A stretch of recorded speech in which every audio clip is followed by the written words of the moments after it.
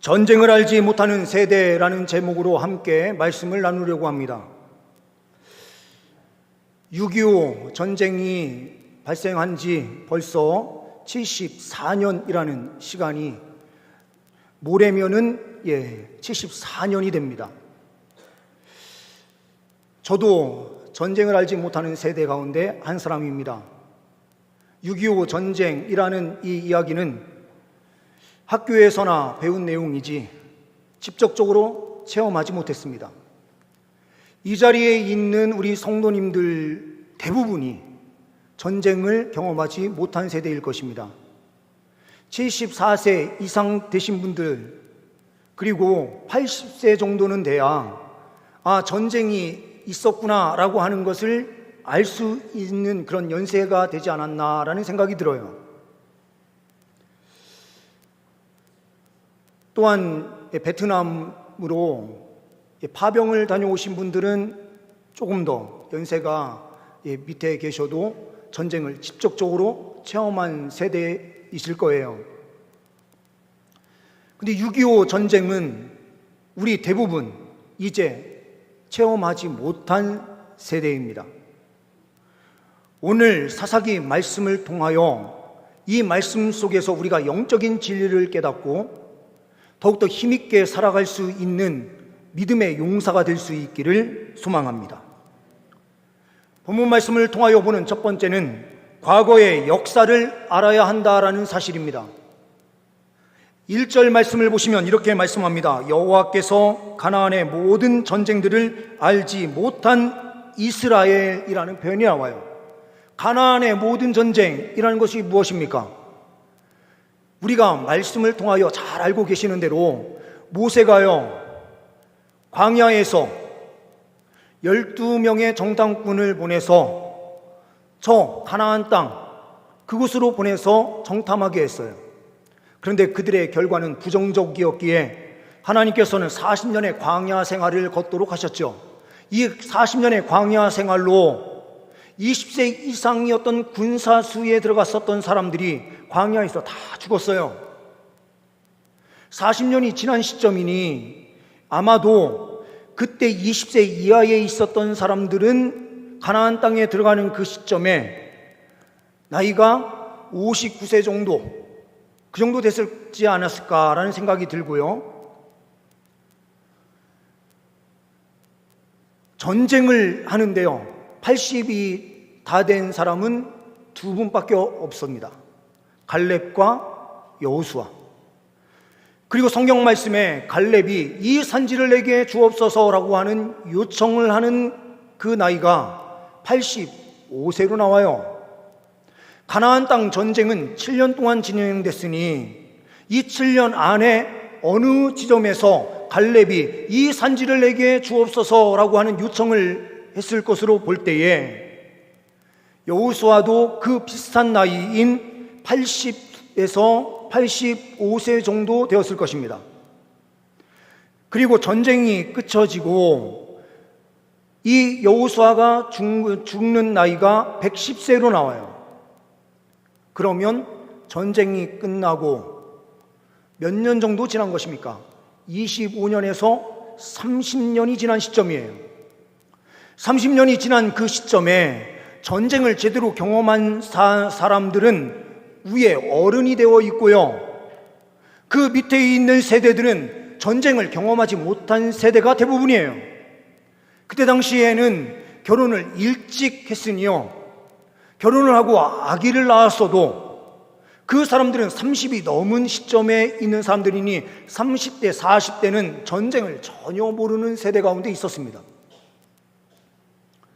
30대, 40대, 그리고 50대, 60대까지 이 사람들은요, 전쟁을 제대로 이해하지 못하는 상황에서 살아가는 세대였을 것입니다. 그런데 여기에서 이야기하는 가나안의 모든 전쟁들을 알지 못한 이스라엘이라는 표현은 무엇입니까? 전쟁을 경험한 사람들은요, 하나님의 능력을 체험한 사람들이에요. 하나님께서요, 여리고성을 그냥 돌기만 했는데 무너지는 그 광경을 보았어요. 이스라엘이 능력이 있어서 여리고성을 정복한 것이 아니었어요. 하나님께서 역사하셔서 하나님께서 승리를 주심으로 그 여리고에서 승리를 거머쥐었어요. 그리고 아이성뿐만 아니라 곳곳에 성에서 전쟁하는 이 모든 상황에서도 승리는 하나님께서 주신 승리였고요. 아모리와의 전쟁 속에서 하나님 앞에 외치는 그 간절한 기도를 하나님께서 들으시고 해와 달을 멈추시는 그 역사로 완전한 승리를 이스라엘 백성들에게 허락하여 주셨어요. 전쟁을 알았던 세대는 어떤 사람들입니까? 하나님께서요 전능한 하나님이라, 하나님께서 역사하시면 반드시 승리가 있다는 것을 체험한 세대예요. 6.25가 발생하고요, 전쟁이 시작된 그 시점에서 믿음의 사람들 얼마나 힘든 시간을 보내고 있었겠습니까? 그런데요, 그 피난길에서도 주님 앞에 주일 성수하는 일을요 철저하게 지켜냈어요. 1910년대 그때에 서울에 3,000명의 세례교인이 있을 때예요. 북한은 10,000명이 넘는 사람이 세례교인이 있었어요. 그러니 6.25가 발생할 그때에 북녘 땅에는요 어마어마한 교회의 교인 수가 있었어요. 그 사람들이요 남하해서 피난길을 떠나면서도 철저하게 주의를 지켜내는 것. 한 분이 칼럼을 썼더라고요. 강경교회의 명예전사님으로 계신 분인데요, 1950년 6월 25일 주일에 오전 10시에 전쟁이 일어나는데요,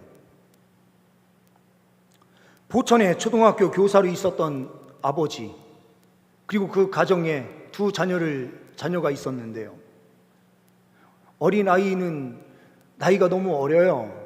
2살, 8살 이렇게 된 아이들을요 엄마와 함께 이 아버지가 먼저 밑으로 내려가라 하면서 보낸 거예요. 그리고 자기 자신은 공무원이기 때문에 거기에서 해야 할 일을 마무리를 하고 내려가려고 했는데 이 가족이 어디로 갔는지 모르기 때문에 방법이 없어요. 근데 이분이 나라를 위해서 예수를 신실하게 믿던 분이거든요. 아버지는요. 그 나머지 가족은 아버지 때문에 끌려다니듯이 신앙생활을 했던 가정인 것 같아요. 그리고 아이는 뭐 당연히 업혀가야 되니까요, 어머니가 가야, 부모가 가야 신앙생활이 됐었던 아이들이겠죠. 이런 상황에서요 자원 입대한 아버지는 하나님의 부르심을 받았습니다. 이제 부모와 함께 두 자녀가 살아가야 되는데요, 이분들이 피난을 가면서 그래도 교회를 이렇게 남편을 따라서 나갔던 이 분이기 때문에 이 아이들을 데리고 평택에 있는 한 교회에 도착을 했어요. 전도사님이 사역하고 있었던 교회인데요, 전도사님께 부탁을 해서 그곳에 잠깐 머물 수 있도록 해서 부탁을 해서 그곳에 한켠에서 좀 이렇게 잠을 자고 하면서 며칠을 있었던 것 같아요. 그런데 지나가던 한 사람이요, 예수 믿는 분 중에 한 분이 이 어머니한테 이렇게 이야기했대요. 당신 회개한 적 있느냐? 근데 이분이 좀 잘 살던 집안이었는지, 우리 집안은 천석분 집안이라서 밥 하나 남의 거 빌어먹거나 한 적이 없다, 나는 회개할 것이 없다, 이렇게 이야기를 한 것 같아요. 그렇게 이야기해놓고요 잠을 자려고 그러는데요, 양심에 자꾸 가책이 느껴지면서 자기가 죄를 진 것들이 막 생각이 나더래요. 그래서 이분이 성전에 찾아가서 간절히 기도하는데 눈물이 펑 쏟아지면서 회개가 나오기 시작한 거예요. 그리고 피난길을 떠나는데요, 이 8살짜리 아들한테 짐을 짊어지게 하고요, 그리고 여자아이 아기는 등에 짊어지고 같이 또 내려가는 거죠. 내려가다가 그때도 교회들이 다 함께 피난한 때니까요. 교회가 제대로 세워질 수 없고 하니 천막을 쳐놓고 내려가면서 예배를 드리는 일들이 많았대요. 근데 한 초등학교를 빌려서 예배를 드리는데 그곳에서 예배를 드릴 때 눈물을 막 펑펑 쏟으면서 그때에서 인격적으로 하나님을 만난 거예요. 그래서 그 자녀인 이 등에 업혔던 아이와 함께 이 아이가 나중에 전도사가 된 거고요. 그리고 주의 일을 위해서 헌신하는 자로 다 세워진 거예요. 그러면서 간증을 쓴 겁니다. 철저하게 6.25 전쟁 가운데서도 철저하게 예배하는 삶을 살기 시작한 그 삶으로 인하여 자기의 인생은 완전히 달라졌다. 그런데요, 평양에서 내려온 수많은 믿음의 사람들은요, 더했어요. 우리 교회도 부평양로에 소속이잖아요. 그렇죠? 그러니 우리도 믿음의 그 줄을 쭉 따라가다 보면 우리도요, 저 평양의 그 신앙을 그대로 이어받은 거예요. 제가 또한 다닌 총신대학교 신학대학원도 평양신학교에서부터 시작이 돼서 지금 총신대학교 신학대학원, 그리고 장신대 신학대학원이 만들어진 거예요. 그리고 지금 있는 대부분의 장로교가 이 평양신학교에서부터 시작이 된 거죠. 평양에 있는 분들이 내려와서 얼마나 뜨거운 신앙을 했습니까? 우리가 잘 알고 있는 영락교회나 그리고 충영교회, 그리고 또한 저 동도교회, 평강교회, 이런 교회들이 전부 다요 평양에서 내려오신 목사님들이 사역했었던 교회예요. 그리고 평양에서 내려오신 분들이 사역하는 교회에 이북분들이 참 많았어요. 그분들의 신앙은요, 타협없는 신앙이었습니다. 철저하게 하나님을 섬기고요, 하나님께 예배하는 삶 포기하지 않았어요. 그러한 삶을 사는 주님의 교회들을 통해서요, 이 땅이 전쟁의 폐허를 딛고 일어선 거예요. 어떤 사람들은 그렇게 이야기할지 모르겠어요. 아니, 이거는 자연적인 현상이지. 아니에요. 소망 없던 땅에 하나님의 말씀이 들어가면서요, 믿음의 사람들이요, 꿈과 비전을 갖게 됐어요. 소망 없던 곳들이 소망이 생겨나기 시작했어요. 하나님께 예배하는 공동체를 통해서요, 이 땅이 이런 부강한 나라가 될 수 있었던 거예요. 오늘 말씀에서 우리가 과거의 역사를 알아야 된다라고 하는 것은요, 세상 역사를 알아야 된다는 게 아니에요. 하나님 앞에 엎드려서 간절히 기도한 주님의 공동체예요. 하나님께서 어떤 은혜를 주셨는지 하나님의 그 행하신 일을 기억하자라는 거예요. 전쟁을 알지 못하던 세대, 이 세대는요, 하나님께서 어떠한 역사로 함께 하셨는지를 체험하지 못한 세대를 이야기하는 거예요. 하나님을 인격적으로 만나지 못한 세대를 이야기하는 거예요.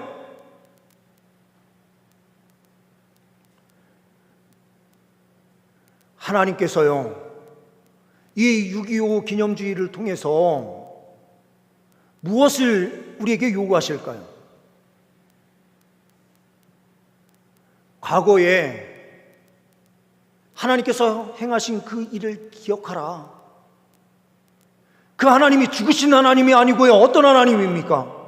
우리와 함께 하셔서 지금도 역사하시는 하나님으로 계신다라는 거예요. 그런데 우리의 문제점은 무엇입니까? 두 번째로 볼 때에, 오늘 본문 말씀 두 번째는 오늘의 우리를 알아야 한다라는 거예요. 5절 6절 말씀을 보십시오. 그러므로 이스라엘 자손은 가나안 족속과 헷 족속과 아모리 족속과 브리스 족속과 히위 족속과 여부스 족속과 가운데에 거주하면서 그들의 딸들을 맞아 아내로 삼으며 자기 딸들을 그들의 아들들에게 주고 또 그들의 신들을 섬겼더라. 이렇게 되어 있어요. 5절에 다시 한번 올라가서 한번 보십시오. 5절에요, 이스라엘 백성들이 어디에 거주해요? 여부스 족속 가운데에, 그러니까 7 가나안 족속 가운데에 살았다, 이렇게 표현되고 있어요.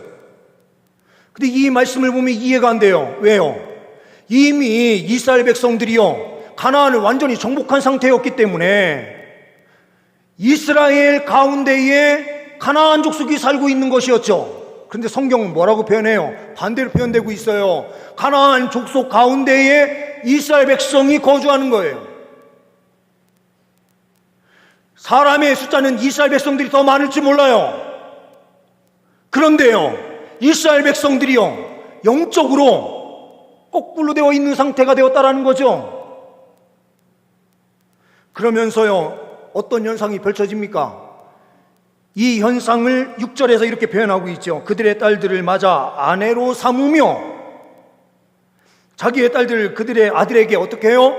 주고 또 그들의 신들을 섬겼더라. 이때 시대의 전쟁의 개념은 어떤 전쟁이었습니까? 신과 신의 전쟁이었어요. 여호와 하나님과 바알 신의 전쟁, 아세라와 하나님 여호와의 전쟁, 이렇게 생각을 했단 말이에요. 그런데요, 가나안 땅에 들어가서 살던 이스라엘 백성들이 어떠한 모습이에요? 딸들을요 맞이해서 며느리로 삼고요, 아들을요 그쪽으로 보내고 막 이렇게 하는, 딸들을 보내고 하면서요 서로 하친을 맺었다라는 거죠. 이 왜 하친을 맺을까요?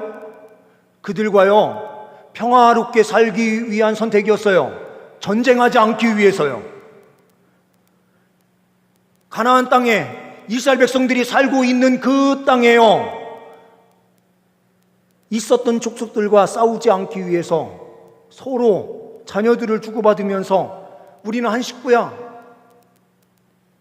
그러면서 이스라엘 백성들이 선택한 방식이 뭐예요? 그들의 신에게 가서요 엎드려서 섬겼어요. 왜요? 신이 노해서요 그 가나안 사람들, 그 족속들이 이 이스라엘을 공격하면 어떻게 해요?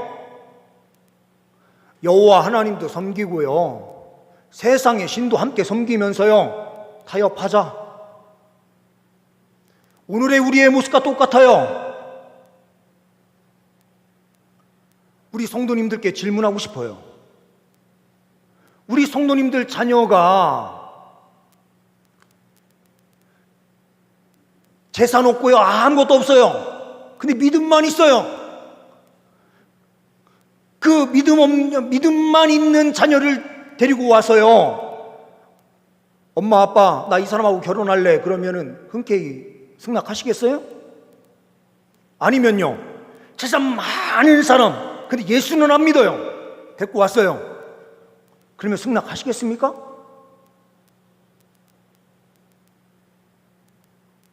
저도 깜짝 놀랐어요.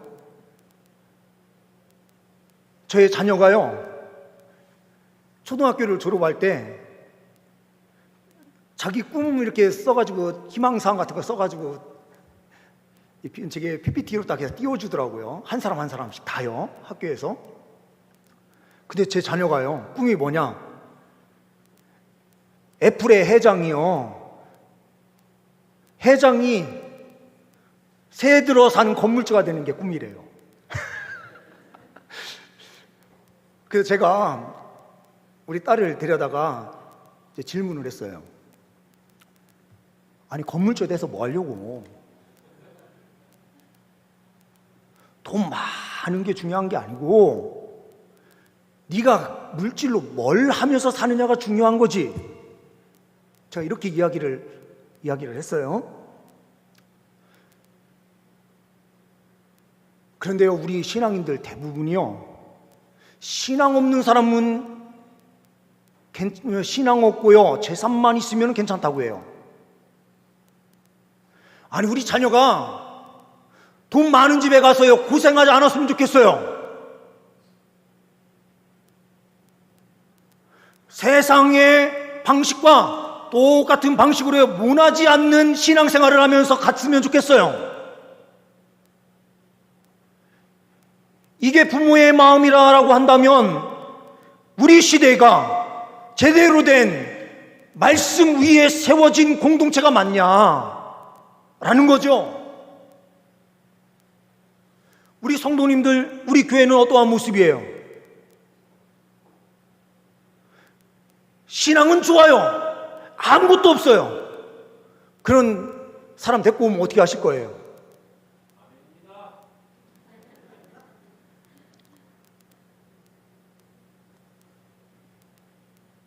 예수님 안 믿는 사람 혹시 데리고 오면은요, 그렇다고 결혼 반대하시지 마세요.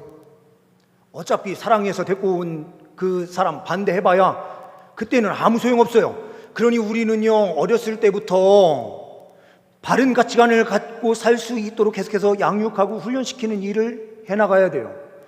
그런데 다 커서는 자기의 방식대로 나아가는데요, 예수 안 믿고 돈 많은 사람 데리고 온다, 또 반대일 수도 있죠. 뭐 또 그리고 어떨지도 몰라요. 아무것도 없는데 예수도 안 믿는 사람도 데리고 올 수도 있고요. 그럼 그때부터는요, 부모님들이 사명이 시작되는 거예요. 더 거룩한 삶을 살아내야 되고요, 영적인 싸움을 그때부터 더 거룩하게 싸워내야 돼요. 반대하는 그것보다 더 중요한 것이, 우리가요, 어렸을 때부터 교육 잘 시킬 뿐만 아니라 거룩한 영적 전쟁을 위해서요, 늘 항상 달려가야 돼요. 오늘 이 시대에 우리의 상황이 어떠한가를 우리는 직시할 필요가 있어요. 전쟁을 알지 못하던 세대인 우리가요, 하나님이 죽으신 하나님으로 생각하는 거예요. 전쟁이 있었던 세대의 사람들은요, 하나님 없이는 안 되는 세대였어요. 하나님께서 함께 하셔야 승리할 수 있었기 때문에요. 하나님을 인격적으로 체험한 세대예요. 그런데요, 우리 전쟁을 알지 못하는 세대는요, 하나님 앞에 바로 서 있지 못하는 거예요. 우리 하나님이 살아서 역사하시는 하나님이라고 하는 믿음이 없어요. 그러다 보니 우리 자녀들이요, 세상 사람들과 똑같은 방식으로 물질 많고 세상 방식대로 살았으면 좋겠는 거예요.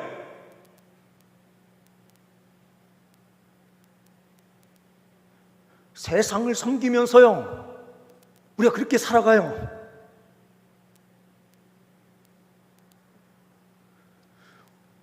우리가요, 우리의 모습을요, 직시하고요, 하나님 아버지께서 우리에게 무엇을 요구하시는지 분명하게 깨닫고요, 깨어있는 삶으로 달려갈 때에 우리는 승리할 수 있게 되는 줄 믿습니다. 우리가 회개할 것은 철저하게 회개해야 돼요. 세 번째로는요, 미래 세대를 그러므로 키워내야 돼요. 2절 말씀을 보십시오. 이스라엘 자손의 세대 중에 아직 전쟁을 알지 못하는 자들에게 그것을 가르쳐 알게 하려 하사, 남겨두신 이방 민족들에 대한 내용이 뒤에 쭉 붙어서 나오는 거예요. 미래 세대를요 위해서 주님께서 예비하신 것이 무엇이었습니까? 남아있는 이방 민족의 사람들이었어요. 그런데 우리가 이 사실을 잊지 말아야 돼요. 이 남아있는 민족 족속은 어떻게 남아있는 것이었습니까?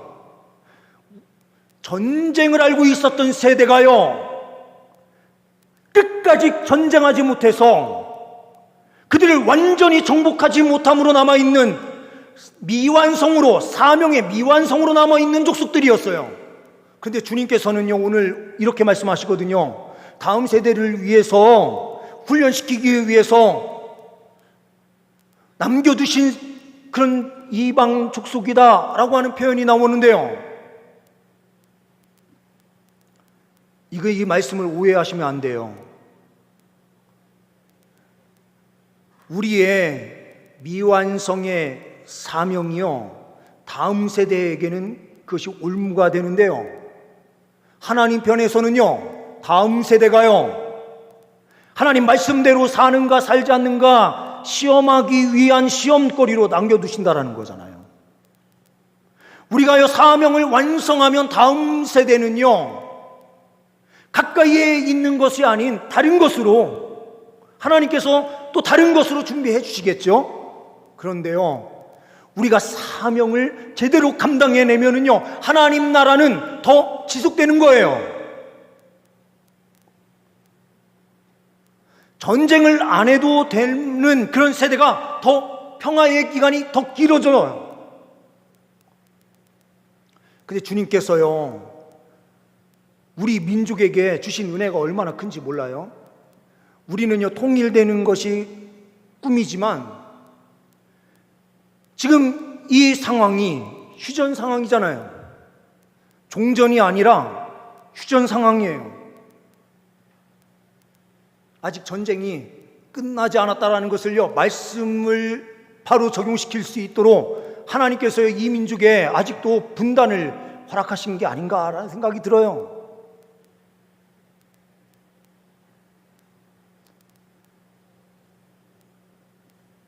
우리가요, 사명 완수를 해야만 다음 세대가요, 더 편한 걸음을 걸어가는 거예요.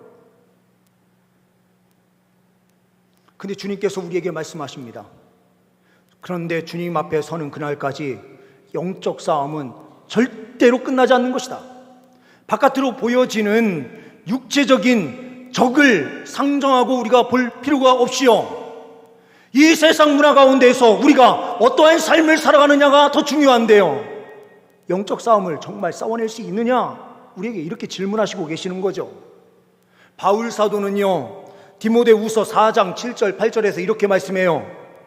나는 선한 싸움을 싸우고 나의 달려갈 길을 마치고 믿음을 지켰으니 이제 우리는 나를 위하여 의의 면류관이 예비되었으므로 주 곧 의로우신 재판장이 그날에 내게 주실 것이며 내게만 아니라 주의 나타나심을 사모하는 모든 자에게 도니라. 나는 선한 싸움을 싸우고 라고 하는 것은 무엇입니까? 사명의 길을요, 달려가는 그 모든 길을 선한 싸움이다, 이렇게 표현하고 있어요. 주님께서 우리에게 이 사명의 자리를 주셨어요. 그러면 끝까지 싸워내야 돼요. 또한 디모데전서 6장 12절 말씀에 이렇게 말씀을 하고 있거든요. 믿음의 선한 싸움을 싸우라. 영생을 취하라. 아니, 영생을 이미 우리가 예수만 믿으면 이미 얻은 건데 바울 사도는 왜요? 믿음의 선한 싸움을 싸우라, 영생을 취하라, 이렇게 이야기합니까? 우리가요, 하나님 앞에 서는 그날까지요, 느슨한 삶을 살아서는 안 된다라는 거죠. 주님 공동체, 주의 주님께서 원하시는 공동체, 그 공동체는 어떤 공동체입니까? 하나님을요, 확신하는 공동체예요. 하나님이 아니면 우리는 아무것도 할 수 없다는 것을 고백하는 공동체예요. 전쟁을 앓는 그 세대는 하나님께서 함께 하셔서 놀라운 승리가 이 민족에게 있었다는 것을 눈으로 본 세대요. 전쟁을 알지 못하는 세대는요, 하나님께서 그렇게 역사를 베푸시는 것을 체험하지 못한, 인격적으로 하나님을 만나지 못한 세대다라고 하는 것으로 볼 때, 우리는요, 다음 세대에게 무엇을 가르쳐야 하는가?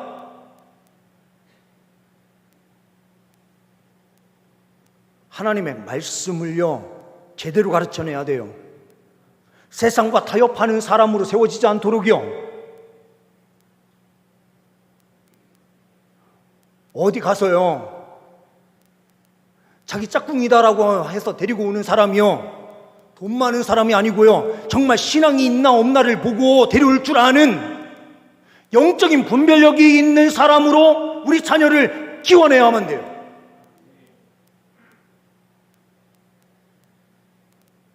우리 자녀들이요, 그런 확신을 어떻게 가질 수 있습니까? 하나님 앞에요, 기도하는 것으로요, 기적을 체험해보고요, 하나님 앞에 예배함으로요, 하나님의 은혜를 체험해봐야 돼요. 주일날이요, 다른 교회들 모습을 보면은요, 고등부 예배가 몇 시인 줄 아세요? 9시예요. 중등부 예배가요, 9시예요. 왜 9시에 드릴까요? 빨리 예배 드리고 니네들 가서 학원 가서 공부해, 이거죠. 좀 사는 지역들 한번 보십시오. 대부분이요, 중고등부 예배가 9시에 9시. 애들이요, 잠자고 일어나서 9시 예배 제대로 나와요? 못 나와요. 애들은요, 주일날 푹 자고요, 천천히 나오는 애들이거든요.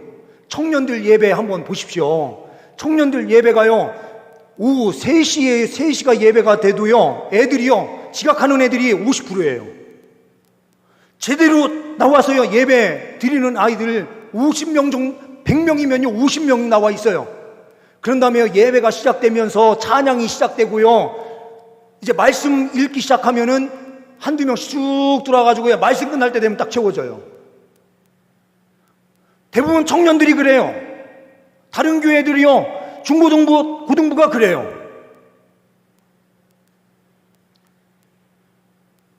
이런 측면에서 우리 교회는 지금 이제 11시 예배를 드리고 있으니까요. 주일날이요, 우리 자녀들을요, 학원에 보내기 시작하면 학원은 주일날 문 열어요. 반드시 그렇게 돼 있어요.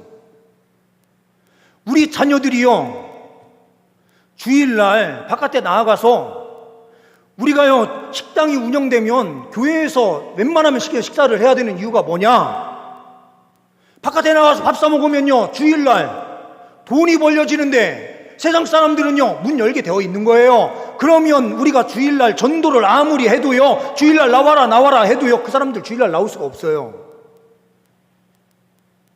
이거는 율법을 위해서 우리가요, 바깥에 나가서 먹지 말자라고 하는 이야기가 아니에요.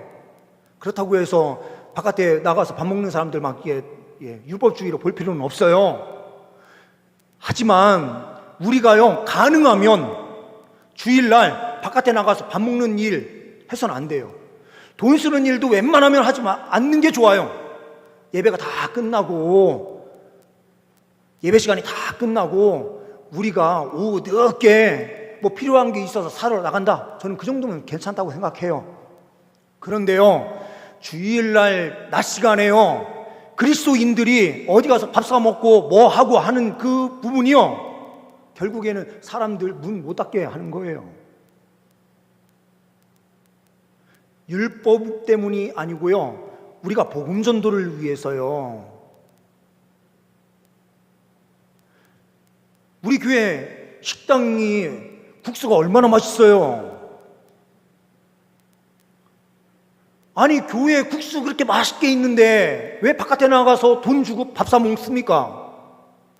만약에 코로나 상황이나 이런 것 때문에 우리가 식당을 운영할 수 없어서 바깥에 나가서 밥 사 먹는 일이 있었다라고 한다면 우리가 충분히 이해해요. 그리고 저녁을 사 먹는다면 이해를 해요. 그런데요, 우리가 주일 점심을 바깥에 나가서요, 밥 사 먹을 이유가 뭐가 있냐 이거죠. 이거는 율법주의가 아니에요. 돈 자체를 쓰지 말라는 의미도 아니에요.